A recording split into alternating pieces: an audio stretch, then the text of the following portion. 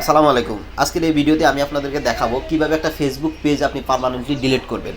তো একটা Facebook page permanently delete করার জন্য প্রথমে আপনি এখানে যে প্রোফাইল আইকন আছে এই প্রোফাইল আইকনে আপনি ক্লিক করবেন।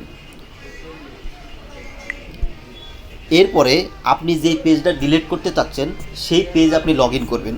তো এখানে পেজ লগ ইন করার জন্য যে ডান পাশে যে অপশনটা আপনি দেখতে পাচ্ছেন,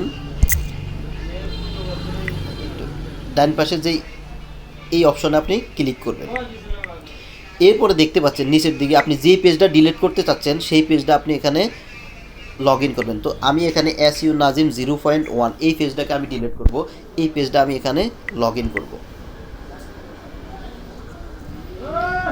একটু লোডিং হবে।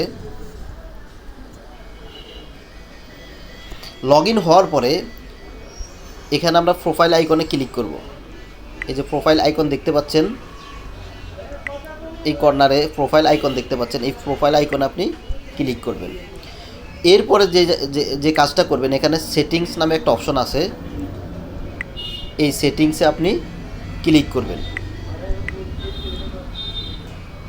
ক্লিক করার পরে এখানে যদি নিচে যদি আমি একটু স্ক্রল করি, এখানে দেখতে পাবেন অ্যাক্সেস অ্যান্ড কন্ট্রোল নামে একটা অপশন আছে। এই যে অ্যাক্সেস অ্যান্ড কন্ট্রোল নামে একটা অপশন আছে, অ্যাক্সেস অ্যান্ড কন্ট্রোলে ক্লিক করলাম।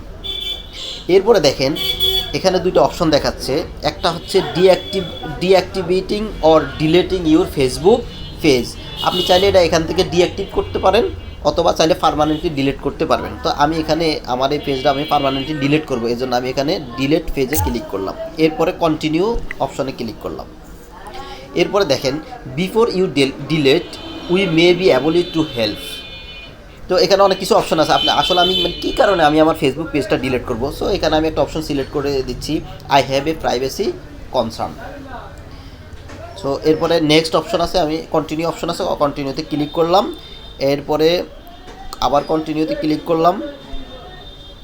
করার পরে দেখেন আমার এখানে যে ফেসবুকে যে পাসওয়ার্ড আছে সেই পাসওয়ার্ডটা দেওয়া লাগবে। এটা কিন্তু পেজের পাসওয়ার্ড না, আমি আমার যে ফেসবুক পেজ ফেসবুক প্রোফাইল আছে ওই প্রোফাইলের পাসওয়ার্ডটা এখানে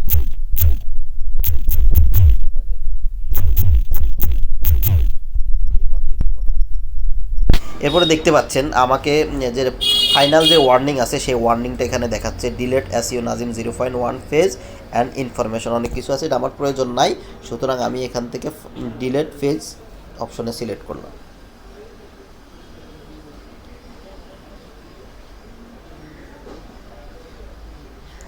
অলরেডি আমার পেজটা পারমানেন্টলি ডিলিট হয়ে গেছে এবং সেশন এক্সপায়ার্ড হয়ে গেছে। সো ভিডিওটা যদি ভালো লাগে অবশ্যই শেয়ার করে দিবেন এবং আপনার বন্ধুবান্ধব যারা আছে তাদের কাছে পাঠিয়ে দিবেন। আজ এই পর্যন্ত, আসসালামু আলাইকুম।